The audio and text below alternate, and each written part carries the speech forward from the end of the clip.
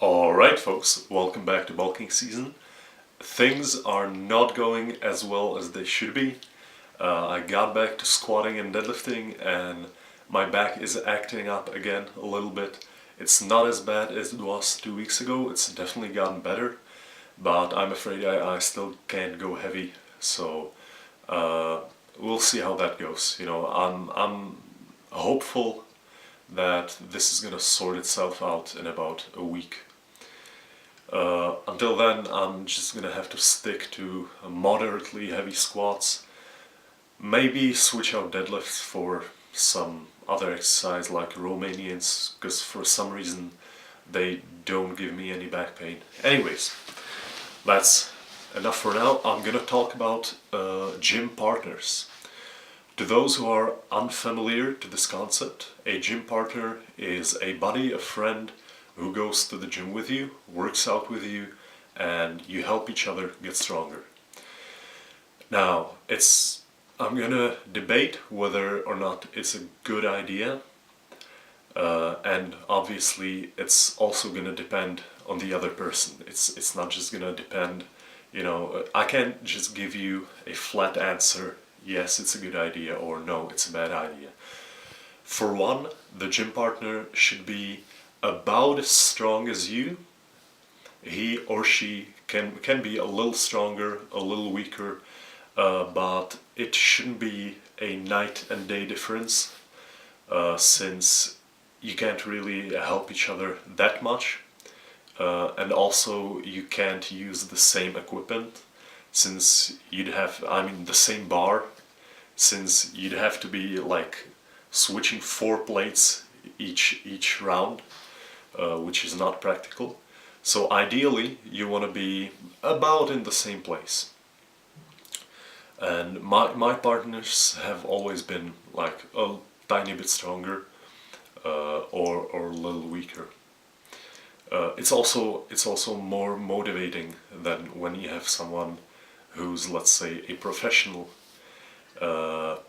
It's hard to imagine yourself being that strong, and when you have a very weak partner, on the other hand, it sort of makes you too happy with your own results. Like you see him struggling with 225 on a squat, and you can bench 225 for like 15 reps. That gives you too much confidence, so that's not good either. Now, let's talk about the benefits of having a sparring or a gym partner. The number one benefit is he can spot you, and so you can lift more weights, be it a squat or a bench, incline bench, whatever. Having someone spot you is really helpful and really makes it much safer. There's nothing worse than having no one spot you when you want to go heavy on a bench. I'm sure we've all been there. So that's the number one positive. Number two is obviously motivation. When you have someone to chat to compare yourself to, though you shouldn't really be doing that much. You should only compare yourself to previous versions of yourself and see if you're getting better.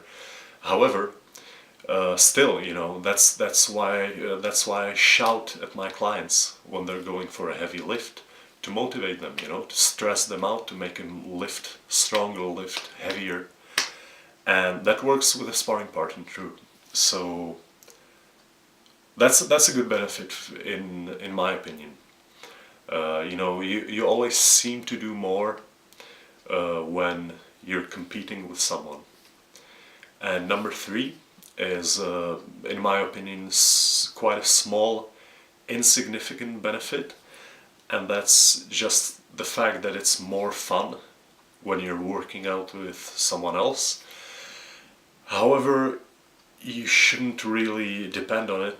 You should always enjoy the gym for what it is, and if you're only enjoying working out when you're with someone, that can be a little bit of a problem.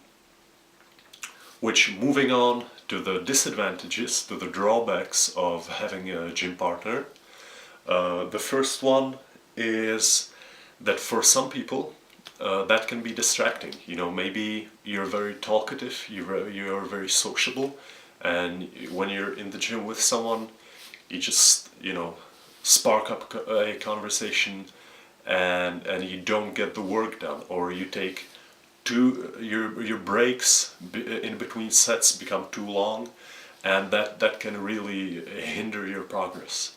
So if you're that kind of person, or if your sparring partner is that kind of a person that, you know, they just need to talk, I would suggest either finding a different partner, or not having a partner at all, of course, or just, you know, making some sort of a deal.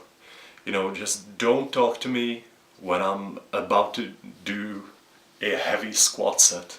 You know, I don't need to be thinking about anything else. It's enough that I have to lift this insane weight, alright? I don't need to be concerned with any of your problems. And you can talk afterwards, you can talk before, whatever. Just don't talk to me when I'm in the gym. And the second disadvantage, which I believe is a big reason why new lifters, why beginners should not have a gym partner, is dependence. When you're depending on someone to drag you to the gym, or, you know, it's the other way around, you need to motivate them all the time, they don't really want to go, and it's messing you up as well. The weakest link will break the chain. I mean, when you're just beginning, you go into the gym maybe once, twice, maybe thrice a week, and your sparring partner says, "Nah, I'm not gonna go. You know, I don't feel like it," or whatever he or she says, "I'm not gonna do legs today.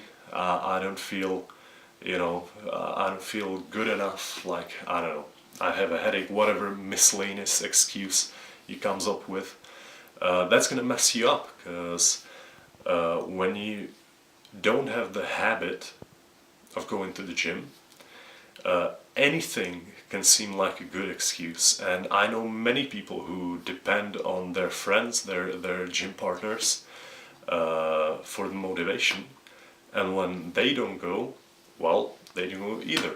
So I think for a beginner, it's important to build the habit of going to the gym, and then you can start thinking about sparring partners. You know, before that, they're not really gonna help you that much anyways in the beginning. What you need to be worried about is good technique. You know, I guess they can help you with technique if they're a bit more experienced. However, first try to fall in love with the gym yourself, and then maybe think about, you know, bringing someone with you. Alright, that's it for today. See you next time.